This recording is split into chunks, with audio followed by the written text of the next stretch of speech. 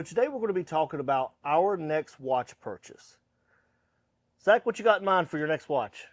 Well, I have put a lot of thought into it, and I have definitely narrowed it down to the Cartier Roadster. Specifically, I want the Vegas Dial.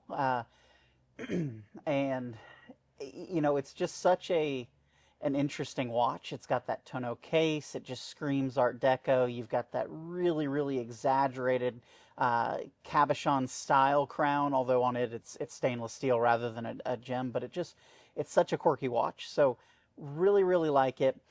You've got a quick release bracelet on it. It was the very first time that a Richemont brand had ever done a quick release system. So that quick release system was the grandfather of what you see now on a Baume Mercier or an IWC. It was first pioneered with the Cartier. So, just a neat little tidbit on that, but just such a cool, quirky watch. And I love watches that aren't like what I see on everybody else's wrist. Yeah. So just something a little bit different. It's got a 100-meter water resistance. It's got an ETA 2892 high grade powering it with a 42-hour power reserve. So nothing really to write home about as far as the movement goes, but it's a cool watch. You've got that really interesting dial that they call it the Vegas dial. I guess it's meant to look like a roulette wheel, but honestly, I get more automotive vibes from it than anything else. But it's just such a cool watch. So why is that watch the next one for me? Recently, I bought my Oris Aquis Maldives edition, and that was a watch that I encountered in 2013 and really, really loved and did not pull the trigger on. And, I had, 12 years to marinate on it. And I finally picked it up recently. And the emotional, I don't know how to explain it, but I really, really like that watch. I enjoy it every time I put it on my wrist. It puts a smile on my face. And it's not because it's some really high-end horology watch or anything like that. It's because of the journey that I took to get into that watch. So the Cartier is actually the second oldest memory I have of a watch where I just felt like, oh my gosh, that is so cool. But there's no way I could ever buy it, at the time at least. So this would have been 2013, actually. It was probably a month after I encountered that Oris. Wow. And at the time, I'm a store manager for O'Reilly Auto Parts in Moulton, Alabama. Just this little bitty podunk town. It probably had more than 2 stoplights, but it felt like they had 2 stoplights in it. And this guy just walks into my store one day looking for, I want to say he needed washer fluid or something like that. And he had that Cartier Roadster Vegas Dial on his wrist. And it just made such an impact.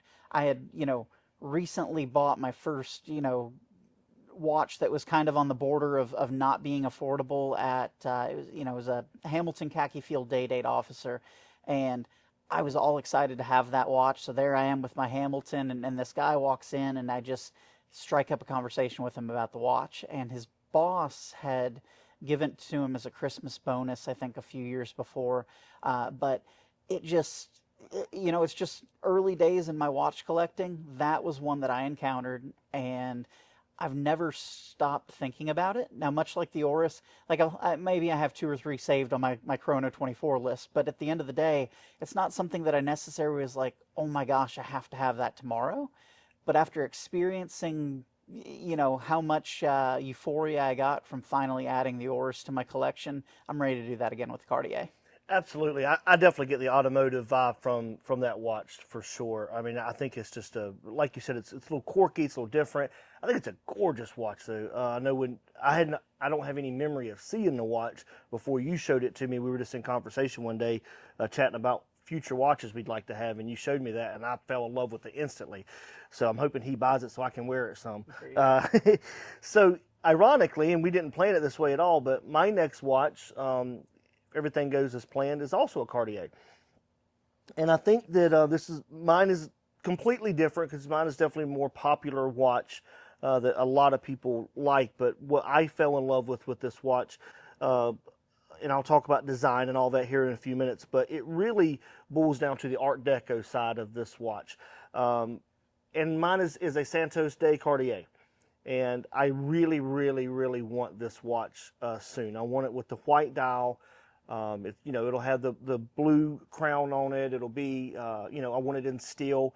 And I know I can hear it in the comments now, it's a scratch magnet, it's a scratch magnet. But as I've said before, that's part of the appeal of that particular watch. I kind of want, I want to buy that watch brand new for sure, because I want every scratch on it to be my scratches. And I'm big about passing stuff down to my children. And one day when I pass that watch down to one of my children and they look at it, that will be Dad's scratch, where he ran into a door jamb or he hit it on a table or whatever the case may be.